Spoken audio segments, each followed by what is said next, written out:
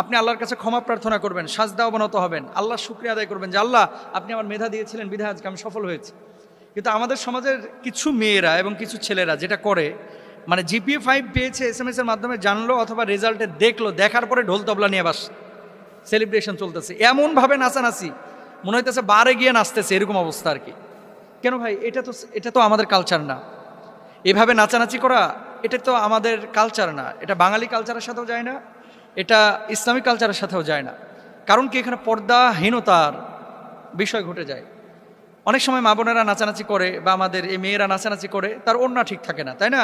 তার চেহারাটা ফ্লাশ হচ্ছে, মিডিয়াগুলো আবার এদের এগুলোকেই হাইলাইট করে। আপনি দেখবেন এসএসসি দাখিল পরীক্ষার্থী যারা মানে দাখিলে কিছু ছেলেদের ছবি পাওয়া যায়, কিন্তু এসএসসির এই যে রেজাল্টের যে ছবিগুলো মানে নিউজ মিডিয়ায়, ইলেকট্রনিক্স প্রিন্ট মিডিয়ায় যে ছবিগুলো কভার করা হয়, অধিকাংশ ক্ষেত্রে দেখবেন যে আপনি না হলে 90